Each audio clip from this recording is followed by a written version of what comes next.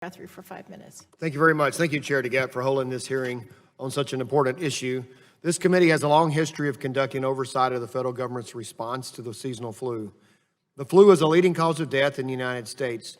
Thousands of Americans die from flu every year, and hundreds of thousands of Americans are hospitalized.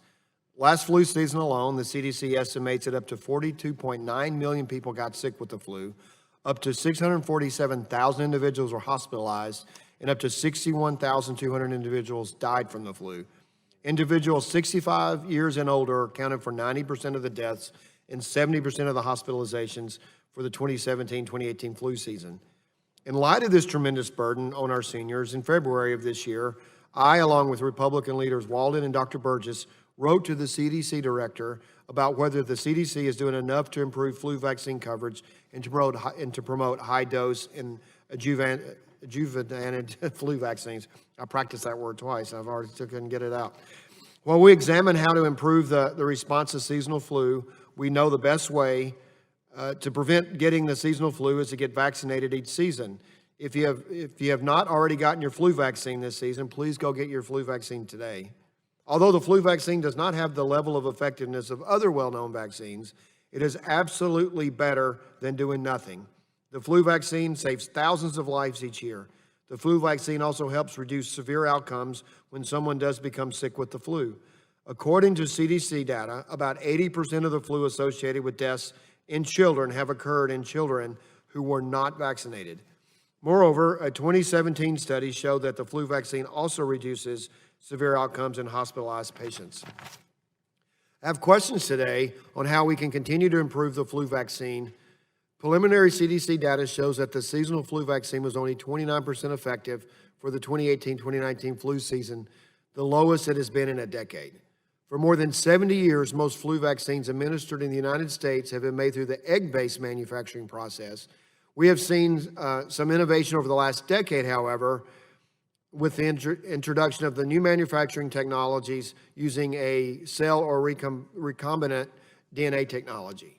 Most of the flu vaccine doses distributed in the United States are still manufactured using the egg-based process. Indeed, the CDC estimates that about 82% of the projected vaccine supply produced for the 2019-22 flu season will be produced using egg-based manufacturing technology, while the remaining vaccine will be produced using cell-based and recombinant technology. During a hearing on March 2018, Dr. Rick Bright, the HHS Deputy Secretary for Preparedness and Response, testified that we can improve the effectiveness of our vaccine in 4 ways. Expand domestic capacity for the cell-based and recombinant-based technologies. Enhance the effectiveness use of flu vaccines in the addition of adjuvants or higher doses of antigen. Conduct clinical trials to expand vaccine in all age groups, and continue to modernize the vaccine production processes for speed and flexibility. At that hearing, Dr. Bright noted that cell-based and recombinant-based technologies offer greater speed and flexibility than the traditional egg-based manufacturing process. And some studies have shown that they may also be more effective than egg-based vaccines. For these reasons, I was pleased to see the President make modernizing and improving influence of vaccines a top priority through his executive order on September 19, 2019. Modernizing flu vaccines will help protect lives through prevention and promote public health and national security. Pandemic and seasonal flu are interdependent, and our approaches to seasonal and pandemic flu and influenza are inextricably interwoven. What we do in one area directly impacts the other area. For example, when we expanded our domestic manufacturing capacity for pandemic response, manufacturers then also had the capacity to include an additional flu strain in the seasonal vaccine, moving from 3-strain to 4-strain seasonal vaccines for better coverage. I appreciate the administration's commitment to improving our flu preparedness.